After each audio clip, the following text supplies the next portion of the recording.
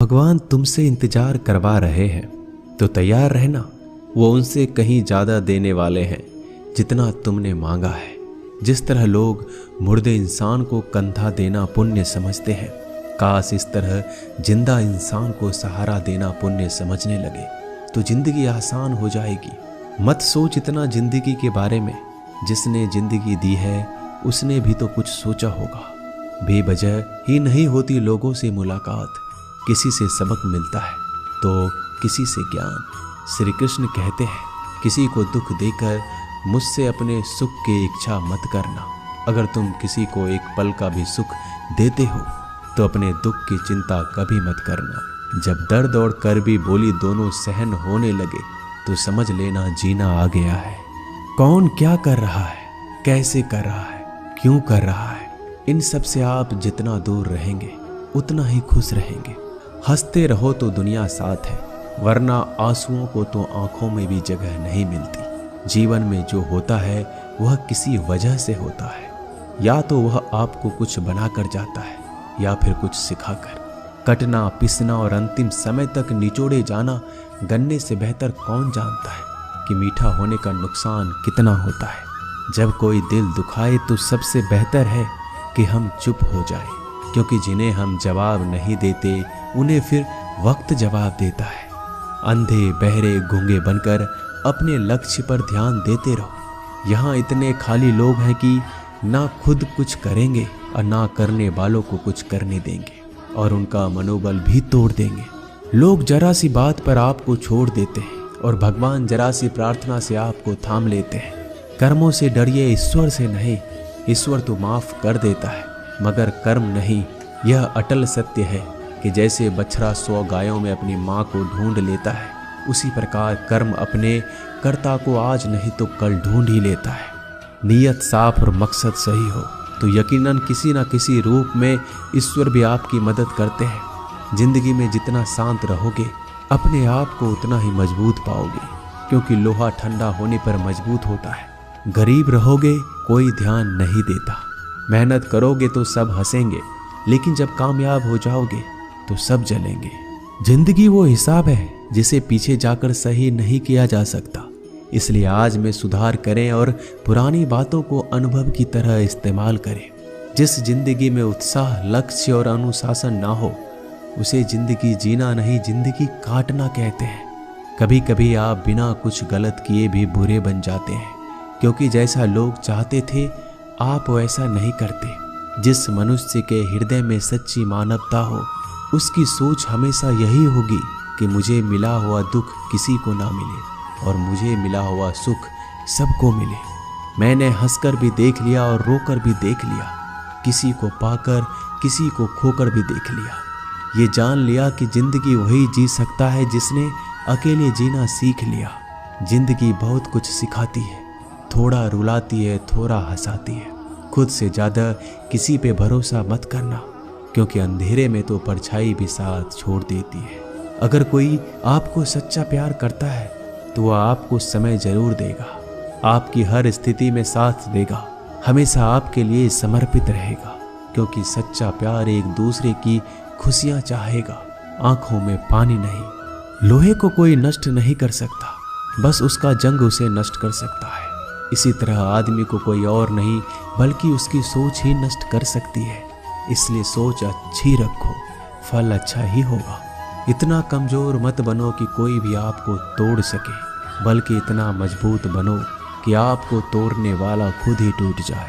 दर्द आपको मजबूत बनाता है, डर आपको बहादुर बनाता है, अनुभव आपको सिखा देता है। जिस दिन हम समझ जाएंगे कि सामने वाला गलत नहीं, सिर्फ आपकी सोच हमसे अलग है, उस दिन जीवन में सब दुख दूर हो जाएंगे।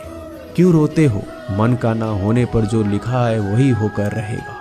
एक रास्ता बंद करने से पहले भगवान 10 रास्ते खोल देते हैं। गर्मी के मौसम में पत्ते सूखने के बाद भी पंछी घोंसला नहीं छोड़ते, क्योंकि वो जानते हैं फिर से बरसात आएगी और पेड़ पर नए पत्ते आएंगे। जो हुआ उसे भूलकर नई शुरुआत करो और याद रखो, जिसका कोई नहीं होता उसका भगवान होता है।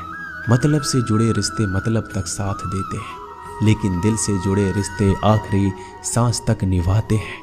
अच्छा काम करते रहो, चाहे कोई सम्मान करे या ना करे, क्योंकि सूर्योदय तब भी होता है जब करोड़ों लोग सोए रहते हैं। दुनिया में हर एक काम आसान है, केवल अंदर से आवाज आनी चाहिए।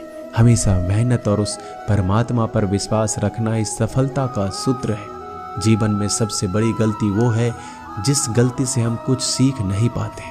जो व्यक्ति अपने मन को काबू में कर सकता है वह जिंदगी में कुछ भी कर सकता है। इंसान की अच्छाइयों पर सब खामोश रहते हैं, लेकिन चर्चा अगर बुराई पर हो तो गूंगे भी बोल पड़ते हैं।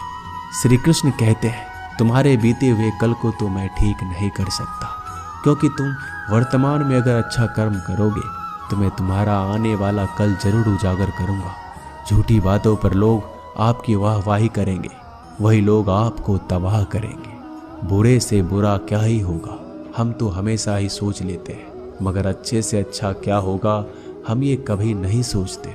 जो ईश्वर रात को पेड़ पर बैठे पक्षियों को कभी गिरने नहीं देता, तो सोचो वह तुम्हें अकेला और बेसहारा कैसे छोड़ सकता है। आज के ज़माने में कोई अपना नहीं होता, सिर्फ लोग तब तक साथ देते हैं जब तक उनका स्वार्थ होता है। अगर कोई अकेला है तो इसका मतलब ये नहीं कि उसे कोई पसंद नहीं करता, बल्कि वह अकेला इसलिए है क्योंकि उसने दुनिया की औकात जान ली है। एक बार राजा और उसका मंत्री तलवार को साफ कर रहे होते हैं। तलवार को साफ करते समय अचानक राजा के पैर पर तलवार गिर जाती है और राजा के पैर की उंगलियां कट जाती है। उस राजा को उंगली कटने के कारण बहुत ही तकलीफ हो रही थी, बहुत ही दर्द हो रहा था। लेकिन उसका मंत्री कहता है, शांत रहिए महाराज, जो कुछ भी होता है अच्छे के लिए होता है। राजा को यह बात सुनकर गुस्सा आ जाता है। वह मंत्री से कहता है कि मेरी उंगली टूट गई और तुम कह रहे हो अच्छे के लिए हुआ।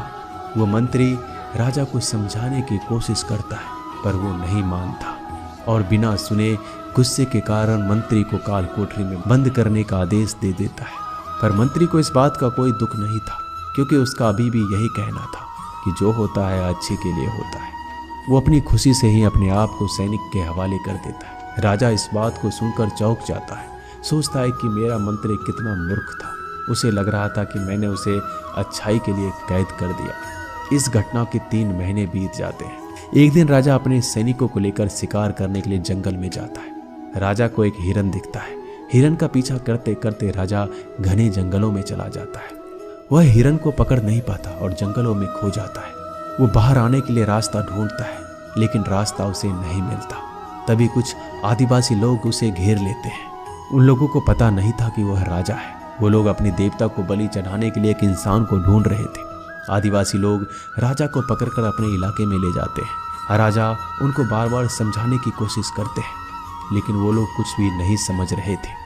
वो लोग खुशी से नाचते हैं और राजा को नहलाकर बलि चढ़ाने के लिए उनको कपड़ा पहनाते हैं। अब राजा को लगता है कि वो मरने वाला है। जब आदिवासी लोगों का मुखिया राजा को मारने जाता है, तब देखता है कि राजा की पैर की उंगली कट चुकी है। इसको देखकर उसका मुखिया कहता है कि इस इंसान की बलि नहीं दी जा सकती, क्योंकि ये इंसान पूरा नहीं है, एक अंग कटा हुआ है, और उनके भगवान को एक पूरे इंसान की बलि ही दी जा सकती है। अगर ऐसे इंसान की बलि दी जाए जिसका अंग पहले से कटा हुआ है, तो उनके देवता खुश होने की जगह नाराज हो जाएंगे। फिर वो लोग राजा को छोड़ देते हैं। राजा खुशी खुशी अपने महल चला जाता है और सोचता है, अगर मेरी उंगली उस दिन ना कटी होती तो आज मेरी मौत हो जाती। इसका मतलब मंत्री सही कह रहा था, जो कुछ होता है अच्छे के लिए होता है। फिर राजा अपने सैनिकों को आदेश देता है कि जल्दी से जाकर मंत्री को रिहा किया जाए। फिर राजा मंत्री को अपना पद वापस देते हैं और पूछते हैं, मंत्री, उस दिन मेरी उंगली कट गई, मेरे लिए अच्छा हुआ, मैं मान गया, लेकिन तुम जेल में हो, इससे तुम्हारा क्या अच्छा हुआ। मंत्री खुशी खुशी राजा से कहता है, महाराज, आप शिकार के लिए जाते तो आपके साथ मुझे भी आना पड़ता, और अगर मैं आपके साथ जाता तो लोग मुझे मार देते। मंत्री की बात सुनकर राजा को समझ आता है कि जो भी हमारे जीवन में होता है वो अच्छे के लिए होता है। अगर हम अपने जीवन में देखें तो हमारे जीवन में भी कुछ मुश्किलें आती हैं। हम उनका सामना नहीं करते, हम उनको ही दोष देते हैं। ये मुश्किलें हमें आगे बढ़ाने और मजबूत कराने के लिए ही आती हैं। हमें हर मुश्किलों को सकारात्मक तरीके से देखना चाहिए, क्योंकि हर चीज़ कुछ ना कुछ सिखाकर ही जाती है। हर व्यक्ति के जीवन में सुख और दुख का आना जाना बना रहता है। दोस्तों, आशा करते हैं कि ये वीडियो आपको पसंद आई होगी। मिलते हैं जल्दी नए ज्ञानवर्धक वीडियो के साथ। धन्यवाद।